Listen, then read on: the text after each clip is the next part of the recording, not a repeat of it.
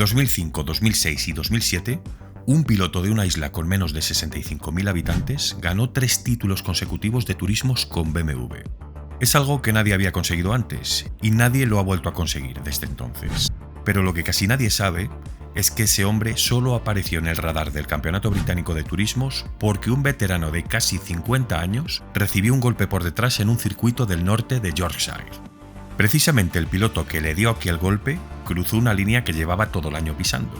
Esta es la historia de Steve Soper, de Phil Bennett y de cómo una sanción en Croft en el año 2001 cambió toda la historia de los campeonatos de turismos sin que nadie se diese cuenta de lo que acababa de ocurrir.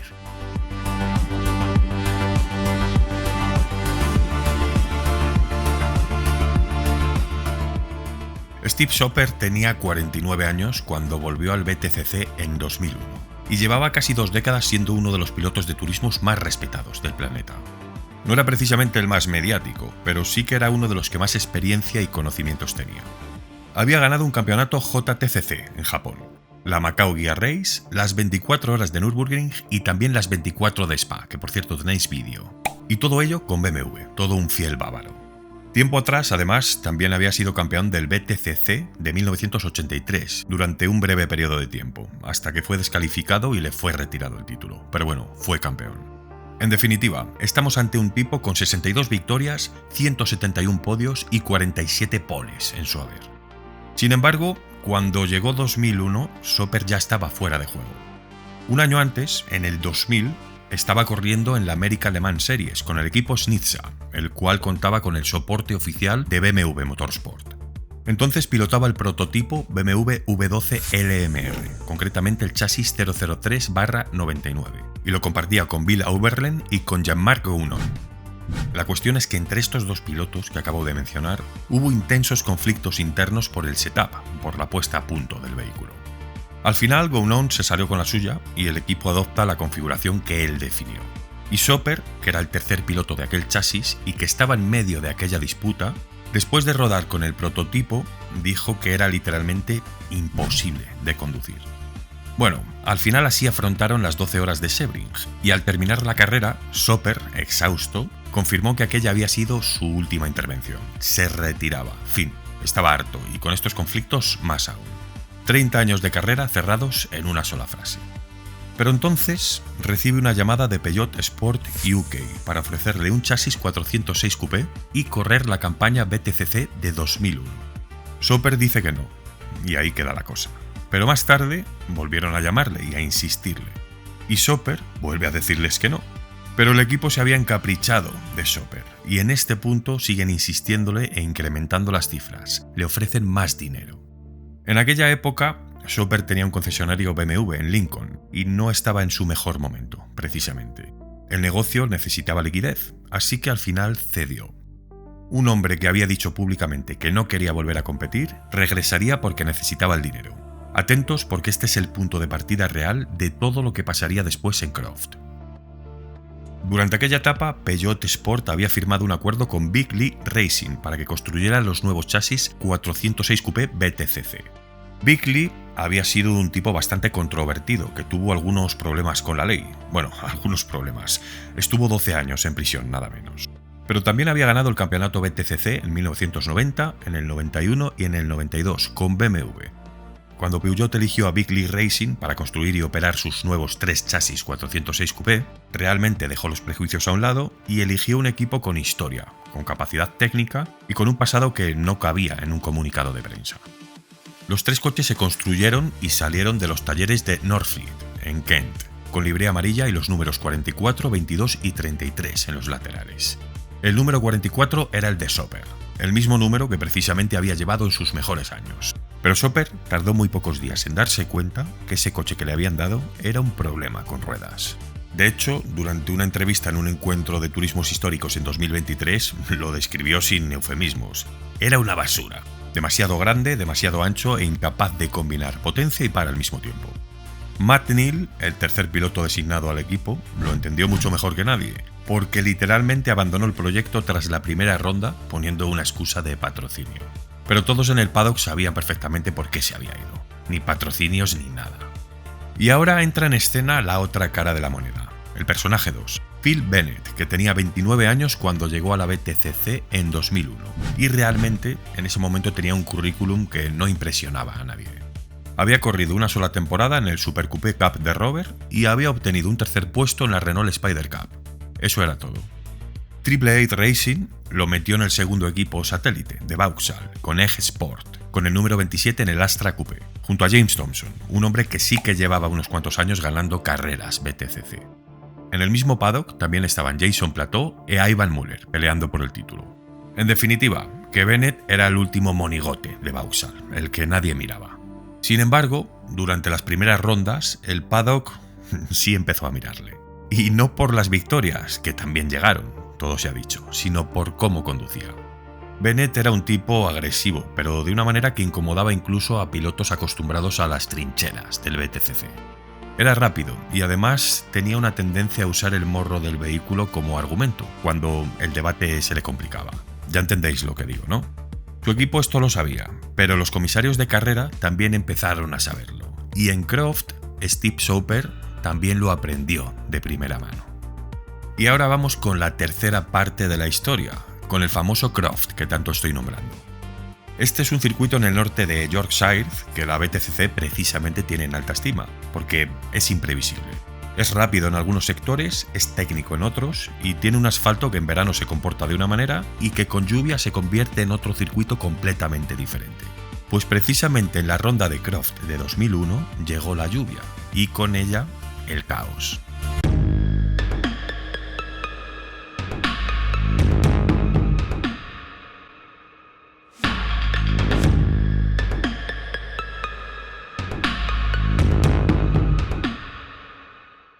Era ya la segunda carrera del fin de semana y arrancaba con agua en el asfalto. Los Vauxhall de Plateau y Muller dominaron desde el principio, como habían hecho en casi todos los circuitos mojados de aquella temporada. Bennett, en el cuarto Vauxhall, iba detrás, mordiendo. Soper, en el Peugeot número 44, también estaba metido en esta pelea. Y es entonces cuando los dos se encuentran en la parte media del pelotón, en esa zona de la carrera donde se puede decir que los comisarios miran menos y que los pilotos, en consecuencia, aprietan más. Bueno, pues Bennett se va por la hierba y cuando vuelve al asfalto se encuentra a Soper delante de él. Lo que hizo a continuación fue usar el paragolpes delantero del Vauxhall como argumento, lo que os decía. Empujó a Soper fuera de la pista en la penúltima curva y le roba la posición. Soper tenía 49 años, llevaba 30 en las carreras y había visto de todo. Además era un piloto muy inteligente, muy pájaro, como digo yo. Pero lo que hizo a continuación sorprendió a todos los allí presentes. En la siguiente curva, apretó el acelerador y golpeó premeditadamente la parte trasera del Vauxhall de Bennett. El Peugeot quedó dañado y el Vauxhall también. Pero ambos pilotos siguieron corriendo como si nada hubiera pasado, porque en el BTCC de esa época eso era exactamente lo que se hacía. No eran pilotos de cristal como ahora. Los comisarios, sin embargo, no lo vieron así. Tras la carrera, estuvieron revisando los registros del fin de semana completo y resulta que contaron hasta 5 incidentes separados protagonizados por Bennett durante esa jornada. 5. El veredicto fue contundente, y ahora decidme vosotros en comentarios si fue justo o fue desmesurado. Le prohibieron competir en la siguiente ronda, en Oulton Park. Y es que en las gradas y en los paddock, el tema de Bennett y su pilotaje ya se venía murmurando, pero lo que pasó en Croft ya lo puso en voz alta, directamente. En los foros y en la prensa especializada de la época no faltó el conflicto, la polémica, porque la pregunta era la misma en todas las partes. ¿Estaba la organización usando a Bennett como cabeza de turco para desviar la atención de otras cosas? Bueno, aquí nunca hubo una respuesta oficial satisfactoria, y Bennett se fue a casa a esperar a que pasara a Oulton Park. Entonces, cuando Triple Eight tuvo que buscar un sustituto para Bennett en Oulton Park, llamaron a un piloto de Fórmula 3 de 27 años que era de una isla del Canal de la Mancha con menos de 65.000 habitantes y que llevaba 2 temporadas peleando en los monoplazas sin conseguir el salto que necesitaba la fama. Hablamos de Andy Priaulx, que había ganado el campeonato de Hill Climb británico en 1995 y había arrasado en la Renault Spider Cup en 1999 con 13 victorias desde 13 poles. Un registro que nadie ha igualado desde entonces, por cierto. Y aún así, seguía sin presentársele un contrato con un volante serio. Es más, su situación en ese momento era tal que su mujer trabajaba en la taquilla de Silverstone para obtener ingresos. Habían hipotecado su casa 2 veces para pagar inscripciones y definitivamente estaba a punto de dejar el motorsport. Entonces, Esa llamada de Triple Eight llegó a menos de una semana de Oulton Park.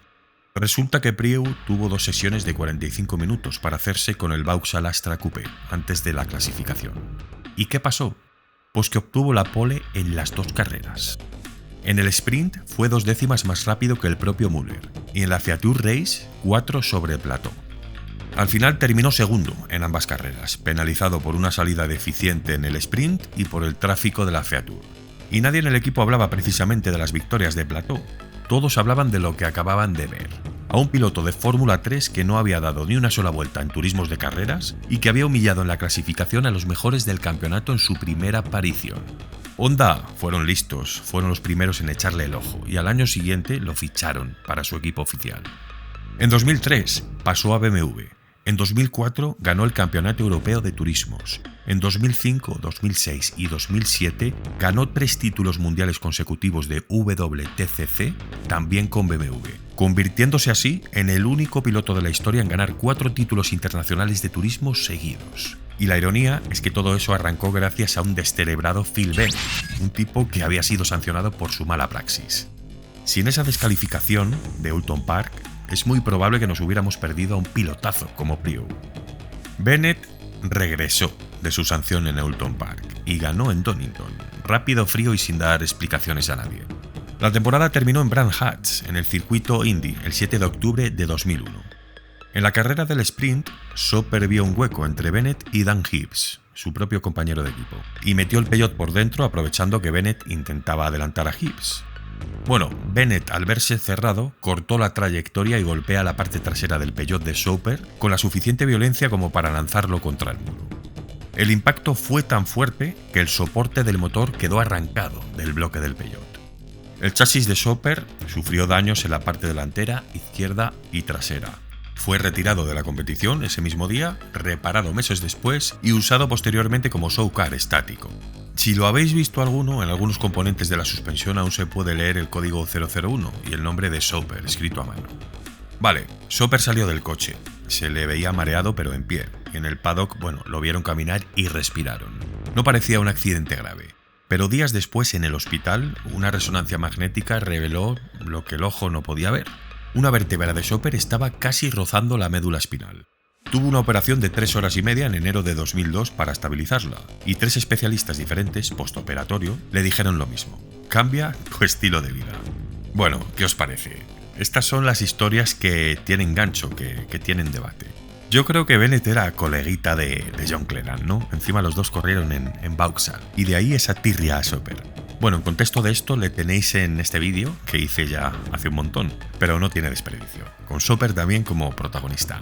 Bueno, ahora dejadme en comentarios qué opináis vosotros, os voy leyendo a todos. Yo soy muy fan de Soper, aquí me mojo. Bennett me da un poco de tirria como piloto, la verdad, igual que Roland Hatch, por ejemplo. A ver si sabéis alguno por qué digo lo de Roland Hatch. Ya sabéis, dejarme like, compartir, darle al hype si os ha gustado, si no, no pasa nada. Y nos vemos al otro lado, como siempre, a las 21:00. Un abrazo.